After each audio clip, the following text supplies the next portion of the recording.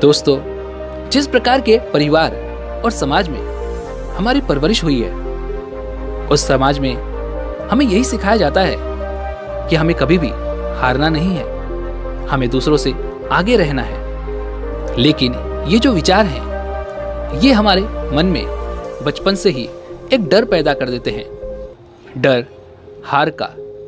और ये हार का डर हमारे मन से यूं ही नहीं निकलता। जिस प्रकार हम किसी बच्चे को एग्जाम्स में अच्छे मार्क्स लाने पर कोई न कोई उपहार देते हैं, ठीक उसी प्रकार जब हम किसी बच्चे को खराब अंक लाने पर डांटते हैं, उसे ताने मारते हैं, उल्हाना देते हैं, ऐसा करने से हम जाने अनजाने ही उस बच्चे के मन में हार का डर पैदा कर रहे हैं।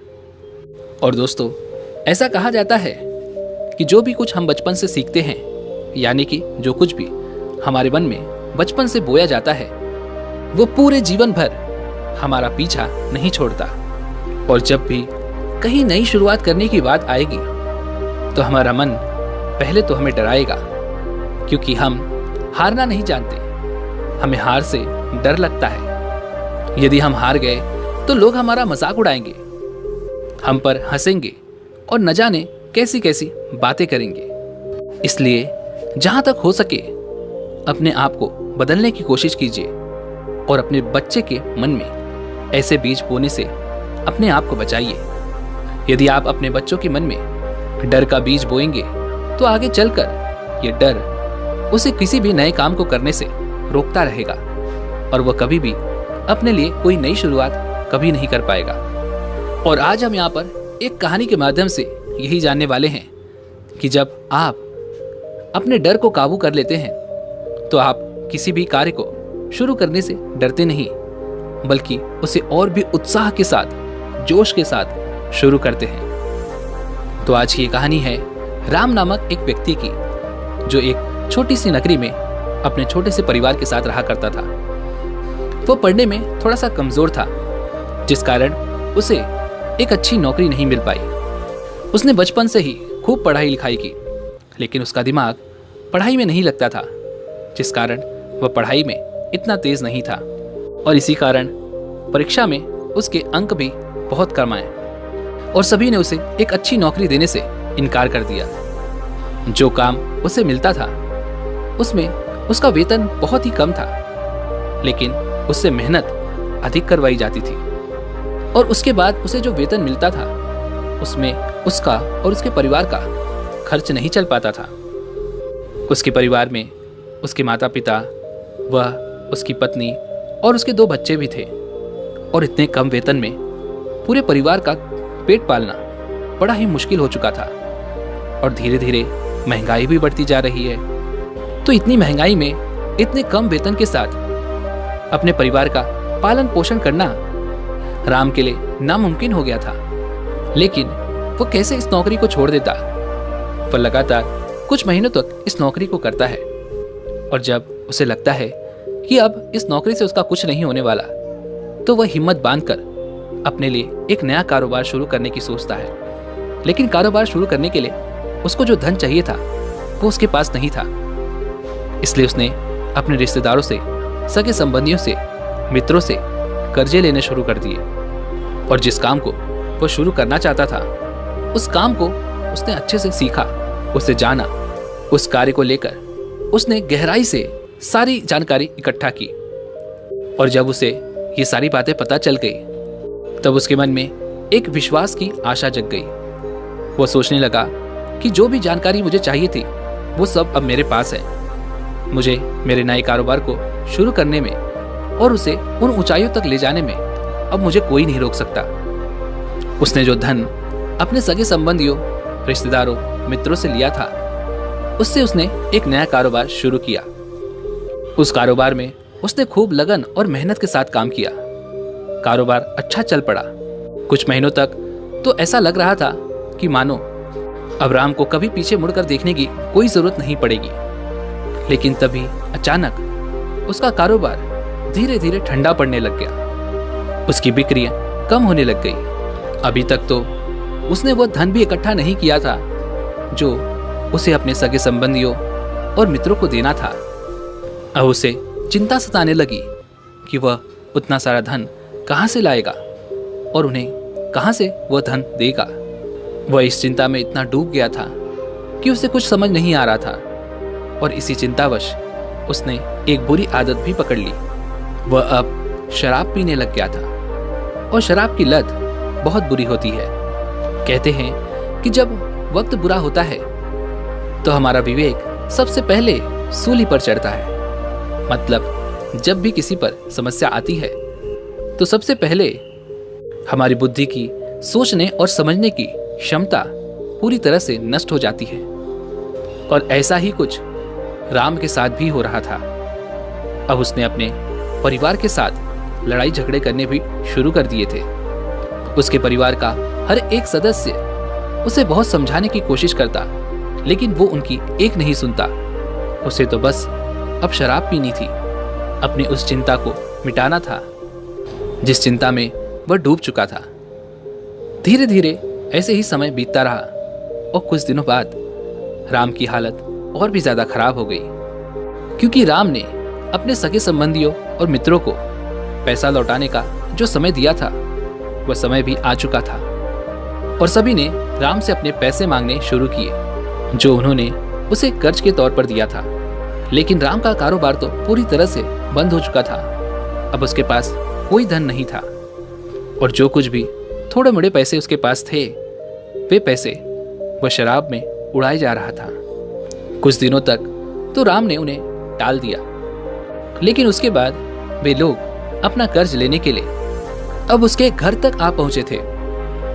उसके घर पर कर्जदारों की कतारें लग गईं। यह देख उसके माता पिता और भी अत्यधिक घबराने लगे कि अब उनका कर्ज कहां से लौटाया जाएगा। तभी राम उनसे कहता है, मैं आप सभी के कर्ज बहुत जल्द लौटा दूंगा, मुझे कुछ दिनों की मोहलत दे। एक बार फिर वे सभी राम की इस बात पर भरोसा कर वहां से चले जाते हैं।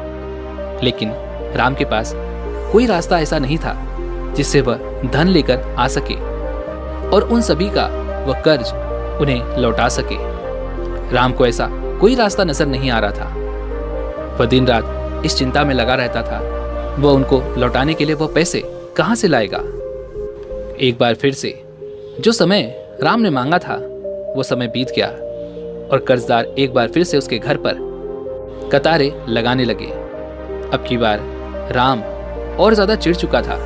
वह उन लोगों से झगड़ा करने पर भी उतारू हो चुका था। वह रोज अलग अलग लोगों के साथ झगड़ा किया करता था। वह उन्हें अपशब्द भी कहता था। लेकिन रोज रोज के आने वाले उन कर्जदारों से राम बहुत ज्यादा परेशान हो चुका था।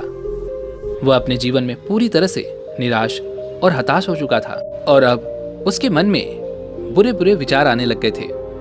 वह सोचता था कि ऐसे जीवन से तो अच्छा है कि इस जीवन से छुटकारा पा लिया जाए। लेकिन उसका अपना परिवार भी था जिसे देखकर वह इस कदम को नहीं उठा पा रहा था। उसके अंदर इतनी हिम्मत हो ही नहीं पा रही थी। लेकिन इन रोज रोज के झगड़ों से, उन कर्जदारों से मुक्ति पाने का उसे बस एक ही रास्ता नजर आ रहा था और वो था इस शरीर को त्याग देना।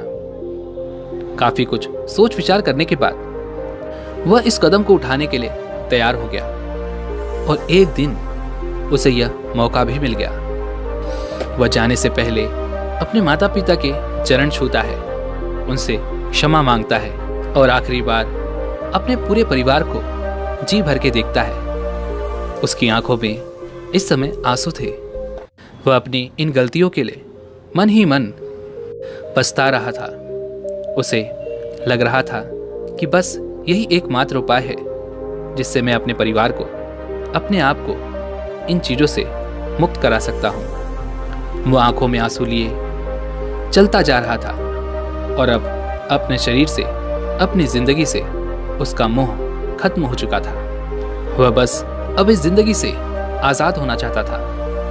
वह यह सोचता हुआ पास ही की एक पहाड़ी पर ऊंचाई पर चढ़ता जा रहा था। तभी उसकी नजर एक बौद्ध भिक्षु पर पड़ती है। वह बौद्ध भिक्षु एक चिता के पास बैठकर बड़े ही ध्यान से उसे देख रहे थे। यह देख उसे लगता है कि शायद ये इनका कोई सगा था, जिनके जाने के बाद ये बहुत ही दुखी हैं। वो उनका दुख बांटने के लिए उनके पास पहुंचता है। राम उनसे कहता है, लगता है कि ये आपके बड़े ही करीबी थे, तभी आप इनके जाने के बाद बहुत दुखी नजर आ रहे हैं। इस पर वो बौद्ध भिक्षु कहते हैं, नहीं, मैं तो इन्हें जानता भी नहीं, ये कौन थे। इस पर राम आश्चर्यचकित हो जाता है और कहता है, यदि आप इन्हें नहीं जानते तो इनके पास आप क्यों बैठे हैं और इन्हें इतना ध्यान से क्यों देख रहे हैं, और आप इतने दुखी क्यों लग रहे हैं। इस पर वह बौद्ध भिक्षु कहते हैं, मैं तो बस इस जलती हुई चिता को देख रहा हूं कि एक व्यक्ति जो इस जीवन में जन्म लेता है वह अपना पूरा जीवन केवल जीतने की कोशिश में लगा देता है। उसे हारना नहीं है, लेकिन वह यह भूल जाता है कि मौत से बड़ी कोई हार नहीं होती, और इस बात से कोई भी अनजान नहीं कि जो जन्मा है उसकी मृत्यु होना तय है। मृत्यु एक परम सत्य है और इसे कोई भी टाल नहीं सकता, और यह एक ऐसा सत्य है जिसे जान लेने के बाद किसी को और कोई सत्य जानने की कोई आवश्यकता नहीं। लेकिन उसके बाद भी हम अपने जीवन में केवल जीतने की कोशिश करते रहते हैं। हमें हारना अच्छा नहीं लगता, हम हार से डरते हैं। लेकिन यदि हमारी मौत तय है, फिर ये हारने और जीतने का खेल क्यों? हारना और जीतना ये हमारे जीवन में क्या मायने रखते हैं? हम अपने जीवन में चाहे कुछ भी कर लें, चाहे हम अपने जीवन में कुछ भी हासिल कर लें, लेकिन अंत में तो हमें अंतिम यात्रा के लिए जाना ही होगा। लेकिन राम, जो बहुत दुखी था, उसने उन बौद्ध भिक्षु से कहा, हे महाराज, आप सही कहते हैं, लेकिन मौत एक बार दर्द देती है और जिंदगी हर रोज तिल तिल करके मारती है। तो फिर ऐसी जिंदगी के क्या मायने जहां पर हमें रोज दर्द सहना है, तकलीफें सहनी है और अपने ही लोगों को घुट घुट कर जीते हुए देखना है। इस पर वह बौद्ध भिक्षु जोर से मुस्कुराए और राम से कहा, इसका अर्थ तो ये हुआ कि जिंदगी और मौत दोनों के कोई मायने नहीं रह गए, लेकिन ये दोनों एक ही सिक्के के दो पहलू हैं। तो फिर तुम एक बार जरा ध्यान से सोचो, यदि तुम्हारे जीवन में जीने के कोई मायने नहीं हैं, तो मौत के क्या मायने होंगे? और अगर तुम्हारे मरने के बाद भी तुम्हें कुछ हासिल नहीं होने वाला, तो फिर अपनी जिंदगी को खत्म करने का मतलब ही क्या हुआ? यह बात सुन राम थोड़ा सा आश्चर्यचकित रह गया और उन बौद्ध भिक्षु से कहता है, हे महाराज, मैं अपनी जिंदगी से ऊब चुका हूं, मैं इससे बहुत परेशान हो चुका हूं। मैंने जो भी काम किए उसमें मुझे असफलता प्राप्त हुई। मैं अपने परिवार का पालन पोषण भी ढंग से नहीं कर सका। मैंने अपने जीवन में इतने दुख झेले हैं, इतनी तकलीफें उठाई हैं कि अब मुझसे इनका बोझ सहा नहीं जाता। मैं अपने जीवन में अब हार चुका हूं और मुझे अब बस एक ही रास्ता नजर आ रहा है, और वो है इस जीवन से छुटकारा। यह सुन वो बौद्ध भिक्षु राम से कहते हैं, अगर तुम्हें ऐसा ही लगता है तो मेरी ये दो बातें सुन लो। उसके बाद अगर तुम्हें लगे कि तुम्हारा फैसला सही है तो तुम्हें जो लगता है वो तुम कर सकते हो, लेकिन एक बार मेरी इन दो बातों पर अवश्य गौर करना। इतना कहकर वह बौद्ध भिक्षु राम से पहली बात बताते हुए कहते हैं, याद रखना कि हारता वही इंसान है जो मैदान में खड़े होने की हिम्मत रखता है। और ये अपने आप में ही एक बहुत बड़ी बात है, क्योंकि अधिकांश लोग अपने जीवन में नई शुरुआत कर ही नहीं पाते। उन्हें डर रहता है कि वह हार जाएंगे, इस कारण वह अपने जीवन की गहराइयों को कभी समझ ही नहीं पाते। उन्हें हमेशा बस यही लगता रहता है, यदि हमने नई शुरुआत की तो फिर हमें नुकसान अवश्य होगा, और इसी नुकसान के डर से वह कभी भी नई शुरुआत कर ही नहीं पाते। लेकिन जरा तुम ये सोचो कि यदि किसी बर्तन में पानी भरा ही ना जाए तो वह बर्तन किस काम के योग्य होगा। ठीक उसी प्रकार यदि हम अपने जीवन की गहराइयों को समझ ही ना सकें तो हमारे इस जीवन जीने का क्या फायदा। इसलिए अपने जीवन में कभी भी नई शुरुआत करने से कभी मत घबराना, क्योंकि ज्यादा से ज्यादा क्या होगा, तुम हार जाओगे, लेकिन हारने के लिए भी हिम्मत चाहिए। हारने के लिए भी तुम्हें ही कदम बढ़ाना होगा, अन्यथा तुम जीवन के अंत में ये सोचोगे कि मेरे सामने तो पूरा मैदान पड़ा था, लेकिन मैंने अपने खेल को खेला ही नहीं, मैंने अपने कदम आगे बढ़ाए ही नहीं। लेकिन जब तक तुम्हें ये ख्याल आएगा तब तक समय बीत चुका होगा, और जब समय बीत चुका है तो फिर इन बातों को लेकर पछताने से कोई अर्थ नहीं निकलेगा। तो अपने मन से हार के इस डर को निकाल दो, क्योंकि ये डर ही तुम्हें किसी नए काम की शुरुआत करने से रोकता है। ये भूल जाओ कि तुम किस समाज में हो, किन लोगों के बीच हो, क्योंकि वो लोग तुम्हें कोई भी नया काम करने से रोकते हैं और तुम्हारे मन में ये डर पैदा करते हैं कि यदि तुम हार गए तो तुम पर लोग हंसेंगे, तुम्हारा मजाक उड़ाएंगे। तो तुम उसे यहीं पर भूल जाओ, क्योंकि यदि तुम हार भी गए तो ये तुम्हारे लिए एक अनोखा अनुभव होगा जो तुम्हें एक कदम और आगे बढ़ाने की हिम्मत देगा, और तुम एक एक कदम आगे बढ़ाते हुए सफलता की ओर बढ़ते चले जाओगे। इसलिए हमेशा अपने मन की सुनो। यदि आपके मन को ये लग रहा है कि मैं जो कुछ भी करने जा रहा हूं वो बिल्कुल सही है, तो फिर पीछे मत हटो, अपने डर को काबू में करो और अपने जीवन के अंत में ये अफसोस करने से बचो कि काश मैंने एक बार और कोशिश की होती। और दूसरी और सबसे जरूरी बात यह है कि ये जीवन है, और इस जीवन में हमें हारने के और जीतने के कई मौके मिलते हैं। तो ये याद रखना कि यदि तुम हार भी गए तो यहाँ पर तुम्हें इस खेल से कोई निकालने वाला नहीं है। अपने जीवन में आपको अनेक मौके मिलेंगे और इन मौकों का फायदा उठाना सीखो। लेकिन यहाँ पर भी एक बात समझने वाली ये है, ये मौके कब आएंगे और कब जाएंगे ये सब आप पर निर्भर करता है। आप पर यह निर्भर करता है कि जिंदगी के इस खेल में आप कितने मौके ढूंढ पाते हैं। ये जिंदगी एक खेल की तरह ही तो है। यहाँ पर तुम्हें हारने और जीतने के कई मौके मिलते हैं। यदि तुम पहली बार हार भी गए तब भी तुम्हारे पास अनेकों अवसर रहते हैं, तो उन अवसरों का फायदा उठाओ और एक नई शुरुआत करो। लेकिन जब भी हम कोई नई शुरुआत करने की सोचते हैं तो पिछली हार हमें पीछे खींचने की कोशिश करती है, हमें डराती है कि जैसे हम पिछली बार हार गए थे, हो सकता है हम इस बार भी हार जाएं। इसलिए हम नई शुरुआत करने से डर जाते हैं। तो यहाँ पर मेरी एक और बात याद रखना कि जीवन में चाहे तुम्हें कितनी भी हार मिले, उन्हें कभी भी एक हार की तरह मत देखना, उन्हें एक अनुभव की तरह देखना, और वही अनुभव तुम्हें जीत की ओर ले जाएगा। क्योंकि ये जीवन का जो खेल है, इसमें तुम्हें अनेकों मौके मिलेंगे और इन मौकों का फायदा तुम्हें कैसे उठाना है ये तुम्हें वही अनुभव बताएंगे। इन्हीं अनुभवों के कारण तुम्हें दोबारा उठने का मौका मिलेगा, तुम्हें दोबारा नए नए उठने के नए नए मार्ग भी दिखाएगा। लेकिन हार के बाद अपने जीवन में कभी भी निराश मत होना, क्योंकि आखिर में ये शरीर खाक ही होना है। तो आखिरकार जब हमें हार कर यही सब कुछ छोड़कर जाना है, तो फिर हम अपने जीवन में हार क्यों माने? तो क्या हम अपने जीवन में कोशिश करना ही छोड़ दें? इसलिए हमें अपने जीवन में कभी भी कोशिश करनी नहीं छोड़नी चाहिए, क्योंकि वह कोशिश हमें एक अनुभव प्रदान करती है जो हमारे जीवन के अंत में कम से कम हमें एक संतोष तो देगा कि हमने कोशिश की थी, और उन कोशिशों के बदले हमें कुछ अनुभव मिले हैं, और उन अनुभवों के साथ हम इस जीवन को अलविदा कहेंगे। कम से कम हमें खाली हाथ तो नहीं लौटना होगा।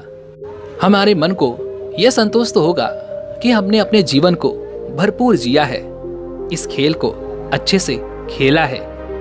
इसलिए इस डर को कि हम हार जाएंगे, इस फिक्र को आज से और यहीं पर छोड़ दीजिए और एक नई शुरुआत कीजिए, क्योंकि नई शुरुआत आपको एक नया हौसला देगी, और यही हौसला आपको उन ऊंचाइयों तक लेकर जाएगा। क्योंकि दोस्तों, किसी महान इंसान ने कहा है कि मैदान में हारा हुआ इंसान फिर भी जीत सकता है, लेकिन मन से हारा हुआ इंसान कभी जीत नहीं सकता। इसलिए अपने जीवन को उत्साह और उमंग के साथ जीना सीखिए, इस खेल को डट कर खेलना सीखिए। इसी के साथ में दोस्तों, उम्मीद है कि आपको आज की ये वीडियो जरूर पसंद आई होगी, तो वीडियो को लाइक और अपने दोस्तों के साथ शेयर जरूर कीजिएगा और हमें ऐसे ही सपोर्ट करने के लिए चैनल को सब्सक्राइब और घंटी बटन को भी जरूर से दबा दीजिएगा। चलिए मिलते हैं ऐसे एक और वीडियो में, तब तक के लिए अपना ख्याल रखें। धन्यवाद।